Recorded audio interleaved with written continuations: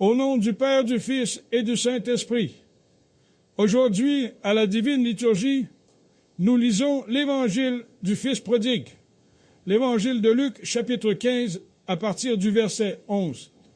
Nous y trouvons ces mots. Un homme avait 2 fils. Le plus jeune dit à son père, « Père, donne-moi la part la plus importante de la propriété. » Et le père partagea le bien. Peu de jours après, le plus jeune fils rassembla tout, s'en alla dans un pays lointain et y gaspilla ses biens en vivant dans l'illégalité. Nous avons donc ici un père et 2 fils. Dans cette parabole, le père est l'image de Dieu et les fils sont des personnes vivant dans le monde. Le fils qui quitte son père est un acte d'apostasie. Et le fils qui reste avec son père est un acte de vie religieuse. L'un est croyant, l'autre est religieux. Ainsi, le plus jeune qui départage les biens avec son père, s'éloigner de son père et gaspiller tous ses biens vivants dans la promiscuité. Qu'est-ce que notre patrimoine? C'est notre santé, nos talents, nos capacités que nous recevons de Dieu et dont nous jouissons dans notre jeunesse. Mais en vivant dans la promiscuité, nous perdons tout. Notre santé devient mauvaise. Notre mémoire n'est plus la même. Une personne n'apprécie rien. Elle n'apprécie ni la nourriture, ni la boisson. Parce que tout est détruit. Tout est détruit. Et qu'arrive-t-il à ce fils cadet qui a tout gâché en vivant dans la promiscuité? Et nous lisons, lorsqu'il eut tout gaspillé, il survint une grande famine dans ce pays. Et s'il devint indigent, quittant la maison de son père, il descendit du territoire de Dieu. Il se trouva dans un pays lointain, et dans ce pays, il commença à être dans le besoin. Il y a une grande famine s'abattit sur lui. Le prophète Amos dit, il y aura une famine et une soif, non pas une famine, de pain et une soif d'eau, mais une famine et une soif d'entendre la parole de Dieu. Les hommes iront d'une mer à l'autre pour chercher la parole de Dieu, mais ils ne la trouveront pas. Comme le dit le Christ, l'homme ne vit pas seulement de pain, mais de toute parole qui sort de la bouche de Dieu. Et cette faim, cette soif d'entendre les paroles du Seigneur, d'en être saturé, elle saisira de très nombreuses personnes. Dieu merci, nous avons encore la possibilité d'entendre la parole de Dieu. Mais à l'échelle planétaire, les ennemis de la Sainte Église disent que le projet chrétien est fermé. La restriction de la prédication de l'Évangile dans le monde entier, le refus d'écouter les lois de Dieu, de suivre ses commandements. Voilà la réalité de l'apostasie mondiale. Quand la vivons-nous? C'est l'image du diable, le diable qui a gaspillé notre santé, le diable qui a ruiné notre jeunesse. On veut se moquer de nous encore un peu plus. Et quand les gens cherchent des avantages dans le monde nous envoie garder les cochons, c'est-à-dire rester seuls avec nos passions, que personne ne peut réaliser de quelque manière que ce soit dans la vieillesse, parce que rien n'apporte de satisfaction. Il est difficile de dormir, il est difficile de ne pas dormir, il est difficile de manger. Tout devient difficile. Chaque besoin physiologique est gênant. Et nous lisons, et lui, c'est-à-dire le fils prodigue, était heureux de se remplir le ventre avec des cornes que les porcs mangeaient, mais que personne ne lui donnait.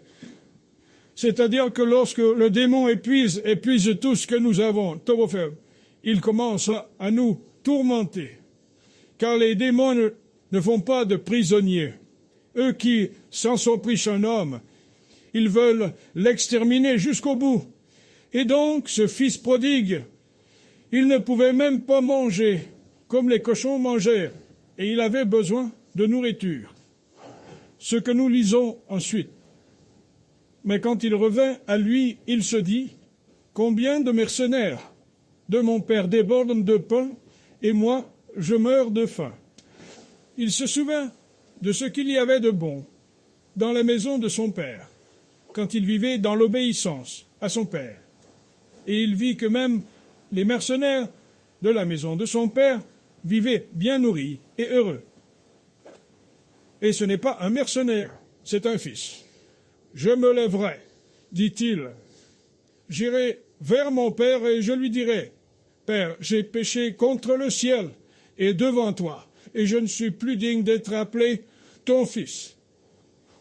Prends-moi comme l'un de tes mercenaires. » Et quand cette pensée surgit dans son cœur de se lever, de refuser le service du diable, du péché, et quand il dit « J'irai vers mon père et je lui dirai, « Père, j'ai péché », et il ne s'attend pas à ce que son statut de fils soit rétabli, il est prêt à être un mercenaire qui danse les courses de son père.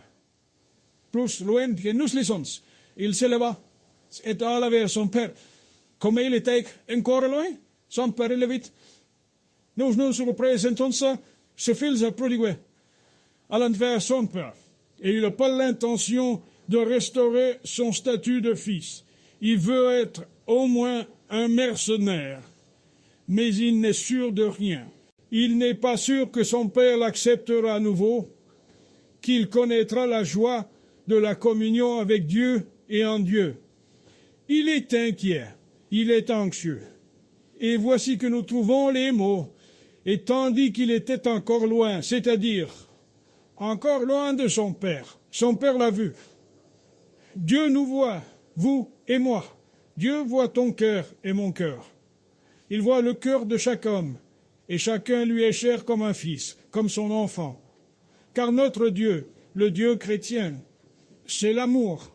À notre époque, les gens adorent le Dieu de la guerre, Mars. Oui, ils adorent la déesse de la fornication, Vénus. Mais ce sont des démons qui se cachent derrière les dieux païens. Et les adorer est un désastre total. Car tout péché est un suicide aéré. Il portait en lui les germes de l'autodestruction personnelle. Mais quand vous pensez à votre Père, à quel point tout est dans les causes de Dieu, et il voit déjà ton désir. S'il est prêt de l'accepter, et nous lisons à nouveau, quand il était encore loin, son père l'a vu, et a eu pitié, et couru, il s'est jeté à son cou et l'a embrassé. Vous entendez cela? Le père court vers son fils. Il lui tombe dans le cou. Il l'embrasse. Dieu se précipite à la rencontre de tout homme repentant. Tout homme qui veut revenir aux racines de sa foi. Et c'est de cela qu'il s'agit dans l'évangile d'aujourd'hui. Lecture de l'évangile. Mais le fils lui dit, le fils était étonné de l'attitude de son père. « Père, j'ai péché contre le ciel et devant toi.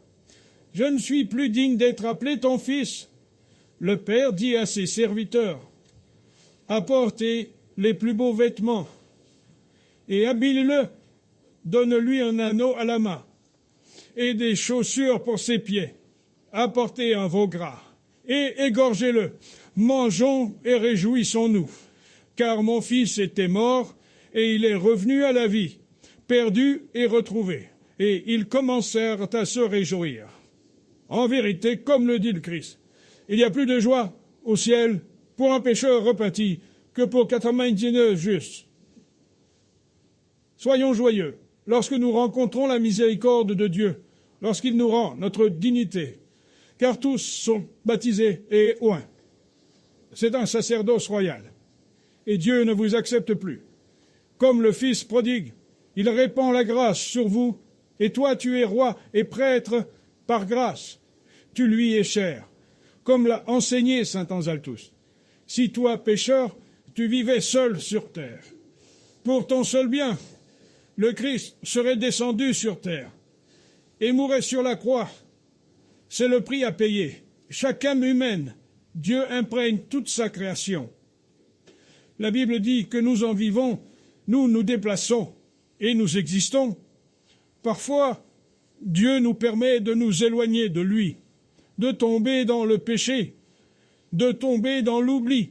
Mais Dieu le fait dans un seul but, pour nous faire comprendre que nous ne pouvons pas vivre sans lui. Le repas est donc servi. Les vêtements sont mis. L'anneau est à la main. Dieu ne nous accepte pas comme des mercenaires, mais comme des enfants. Et le Christ, en nous donnant la prière, nous a ordonné de nous adresser à Dieu dans la prière, avec les mots « Notre Père ». Père, Père, qu'il est important de réaliser que par la grâce, nous sommes tous enfants de Dieu. Et quelle joie pour les anges, car ce Fils était mort et il est revenu à la vie, perdu et retrouvé. Ils ont commencé à se réjouir. Son fils aîné était dans les champs. L'aîné, c'est le religieux. C'est celui qui n'a jamais quitté son père. Il travaillait toujours dans ses champs. En revenant, comme il approchait de la maison, il entendit des chants et des réjouissances. Il appela l'un des serviteurs et lui demanda « Qu'est-ce que c'est ?» Il lui fut répondu « Ton frère est arrivé, et ton père a poignardé le veau gras, parce qu'il l'avait bien pris. » Il se mit en colère. Le fils aîné symbolise ici le peuple juif, et les plus jeunes, les peuples païens venus à Dieu par le christianisme. Il se mit en colère et ne voulut pas entrer dans le festin. Mais son père sortit et l'appela. Dieu se soucie de toute la création, de tous les hommes. Il se préoccupe à la fois des païens et des juifs. Mais son père sortit et l'appela. Mais il répondit à son père, « Voici, il y a tant d'années que je te sers, et je n'ai jamais eu à répondre à tes ordres. Tu ne m'as jamais donné un chevreau pour que je m'amuse avec mes amis. Lorsque ton fils qui gaspillait ses biens avec des prostituées est arrivé, tu as égorgé pour lui un veau gras. » Et le père lui dit, « Mon fils, tu es toujours avec moi, et tout ce qui est à moi est à toi. » Nous devrions nous réjouir et être heureux que ce frère qui était mort soit revenu à la vie, qu'il ait été perdu et retrouvé. Réjouissons-nous que Dieu nous ait pris comme enfants. Nous, ces enfants prodigues, et qu'il ait fait de nous des rois et des prêtres par grâce. Réjouissons-nous qu'aujourd'hui encore, Dieu poursuive son œuvre de recherche des égarés, des perdus, comme il est dit qu'il quitte les Katamyasov et va à la recherche d'une brebis perdue. Et quand il l'a trouvée, il la prend sur ses épaules, c'est-à-dire près de son cœur, et la porte à l'intérieur de la maison. Et si ce matin quelqu'un vous a poussé à aller au temple, c'est un acte d'appel à la grâce, car l'âme ne peut se reposer qu'en Dieu. Le diable nous glisse toutes sortes de substituts. Peut-être que je peux me reposer dans ceci, dans cela, dans ceci. Non, seulement en Dieu et avec Dieu.